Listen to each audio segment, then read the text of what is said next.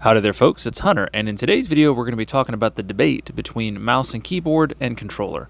Which one is better and which one you should use. Now, before you click away, just please listen. I know you guys have probably seen a lot of videos out there about this already, and there's always a lot of conflicting views, of course, because this has been a hot topic and a hot debate for a really, really long time. But the reason that I think that my perspective is a little bit different is because I'm not a controller player that's dabbling in MNK, or I'm not an MNK player that dabbles in control. I'm somebody who actively plays on both inputs, and I have spent years playing on mouse and keyboard and controller and trying to utilize both of them to their fullest. So I feel like I have a very unique perspective on this matter, and I wanted to provide that insight today. Now, I don't know if this is necessarily going to end the debate, but I would like to think it would. So anyways, let's just jump right into it. And the first thing I want to get to is to debunk a few myths.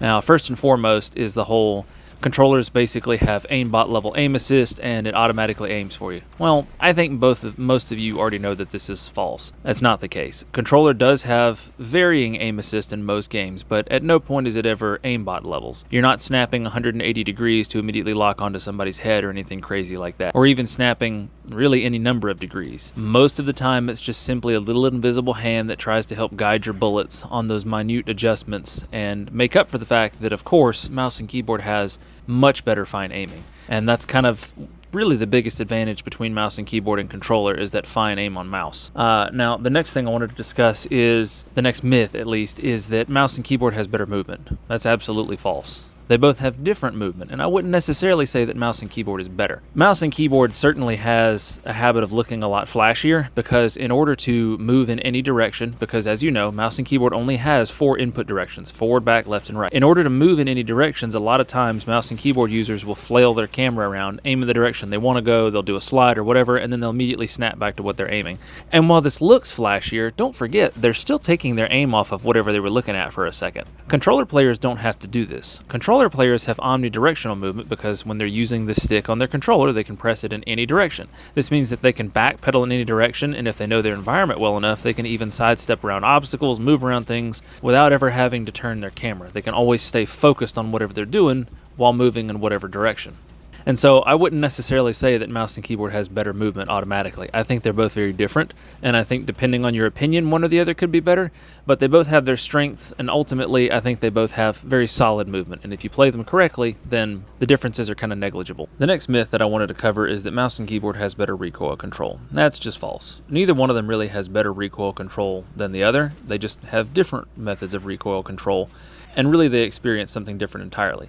Mouse and keyboard, of course, can just pull a little bit down, and they have all that space, or however much space they have on their desk there, to control the recoil, but also they typically have less recoil by default. Most games typically don't put as much recoil when you're using that input versus controller, and the reason for that is because controllers have infinite recoil control. By applying just a little bit of pressure downward on that right stick, it will apply a continuous input, and that's it. It's just continuous, unending recoil control. And so that's why MNK typically gets just a little bit less. But honestly, at the end of the day, between the two, it's kind of negligible. It's really not something to think too hard about, and not really something to consider when you're weighing the options between which one you want to use. And the last myth that I want to bust is that MNK has better multitasking. And what I mean by that is that, you can jump, slide, crouch, use abilities all at the same time without ever losing your aim. That is also a level playing field, believe it or not, because controllers can utilize fancier controllers that have back buttons or back paddles, or they can simply just use a default controller and learn to claw. Even somebody that's just spent a little bit of time practicing a claw grip on a standard controller can pretty much effectively multitask about as well as an MNK. Not quite, but it sort of goes in steps here. I would say that as far as multitasking goes, claw on a standard controller is the bottom most effective, but still good. And then next is your standard mouse and keyboard. Next, I would say, would be a controller that has the back buttons and paddles. And the reason I think it's better than a standard mouse and keyboard is just because you always have your 2 thumbs on your movement and your aim, and you're never going to lose that, and all 8 of your other fingers can press all those other varying buttons to do whatever you need them to do. Whereas a standard mouse and keyboard, that left hand has to do all the work and press all the different buttons, because your right hand is entirely focused on aiming and shooting. I would say the most effective would be somebody that's using mouse and keyboard but has a mouse that has a bunch of extra side buttons. If you get good at that and practice with that, you can bind a bunch of different useful things to all those side buttons so that your right thumb can do some of the things while your left hand is doing the other things. So you don't necessarily have to lose your movement with your left hand while doing those other things with your right hand. But all in all, these are kind of minute sort of differences between these. I ordered them there in what I think is the most effective, but really somebody that's using a mouse and keyboard that has all those different side buttons on the mouse, which I call the best, isn't going to be just miles ahead of somebody that's clawing on a standard controller. If you practice with any of those methods, you can be very effective at multitasking. Now, with all these things said, I want to go over one and only one, what I consider to be a major difference between the two of them. And that is that mouse and keyboard has better aiming overall. And it's a slight advantage, but it's something that can't be understated. Mouse and keyboard simply has better fine aim. At the end of the day, that's just the way that it is. They're using their entire arm to aim versus just their right thumb. Now, granted, if you're using a controller, you can use extended sticks, the control freaks, things like that, to try to give yourself a little bit more fine aim control. You can also lower your sensitivity, which is very important, and it will also give you better fine aim control. But mouse and keyboard, no matter what sensitivity they've got theirs on, even if they've got it on the lowest sensitivity, they have all that space and all that movement with their arm. They can still utilize fast turnarounds. And so that's why I say they just simply have better aim control, whether that be with the fine aim or the ability to 180 and deal with the threat that's behind them, no matter what the case is, even if they have lower sensitivity. And that's the biggest difference between the two. Everything else, in my opinion, is a fairly level playing field, and it's only a little bit of an advantage for the mouse and keyboard because obviously controllers do have better aim assist. Now, which of the two should you use between these inputs is the big question. Honestly, I truly think, and you're going to think this is a crap answer, some of you, but it's the truth. You should use whichever one is more comfortable to you. You should use whichever one you're more used to, whichever one you spent more time on, and not worry about trying to switch to the other side. And I'm telling you, the differences are not as paramount as people make them out to be. You can be more than successful on either input, and you don't need to stress about which one's better, which I've done all that for you already. I've spent so much time stressing about this and that and min-maxing and trying to determine which one was the better input, when overall, it doesn't really matter. Currently, I've been playing on controller, and that's just because I don't currently have enough space to properly utilize mouse and keyboard.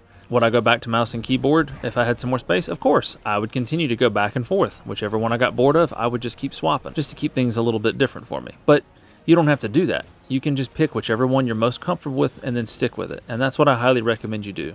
At the end of the day, you're going to play better on what you're more used to, obviously, what you have more practice with, and what's more comfortable to you.